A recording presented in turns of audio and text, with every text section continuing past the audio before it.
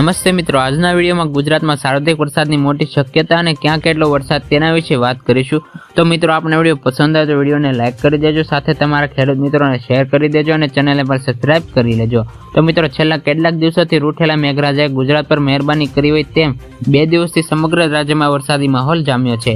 ઉત્તર ગુજરાત અને સૌરાષ્ટ્રમાં મેઘરાજાએ જમાવટ બોલાવી છે, જ્યારે દક્ષિણ હાલમાં હાલ છોટો છવાયો વરસાદ વરસી રહ્યો છે।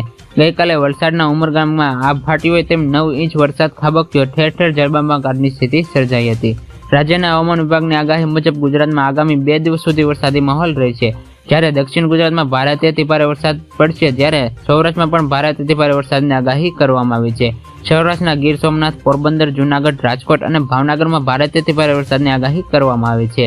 હાલ દક્ષિણ ગુજરાત તરફ સર્ક્યુલેશન ઉદ્ભવ હોવાથી વરસાદ આવી રહ્યો છે, જે 2 દિવસ બાદ રાજ્યમાં ધીમે પડી જશે। લાંબા વિરામ બાદ વરુણ દેવની વધામણીને કારણે ખેડૂતોમાં ખુશીનો માહોલ પણ જોવા મળી રહ્યો છે।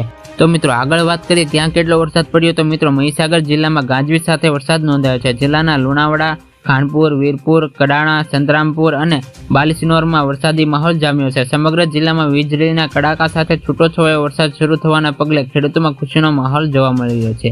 વરસાદના પગલે જિલ્લામાં 1 લાખથી વધારે હેક્ટરમાં વાવેતરનું વરસાદનું પાણી મળતા ખેડૂતોમાં ખુશીનો શ્વાસ જોવા મળ્યો છે।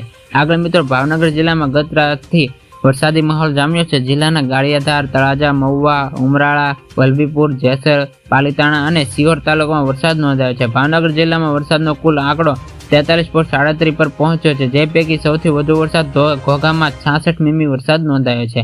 આ સિવાય ગાળિયાધારમાં 45 mm, તળાજામાં 41 mm, મહુવામાં 38 mm, ઉમરાળામાં 32 mm, વલભીપુરમાં 32 mm, ભાવનગરમાં 31 mm, પાલીતાણા અને જેસરમાં 23 mm વરસાદ નોંધાયો છે, જ્યારે સૌથી ઓછો વરસાદ સિંહોરમાં 17 mm નોંધાયો છે। તો મિત્રો, આપને જણાવવાનું કે વરસાદી આગાહી અને ખેડૂતોને લગતી માહિતી માટે ચેનલને સબસ્ક્રાઇબ કરી લેજો, સાથે તમારા ખેડૂત મિત્રોને શેર કરી દેજો અને આવા નવા વિડીયો સાથે આપણે મળીએ એક નવા વિડીયોમાં।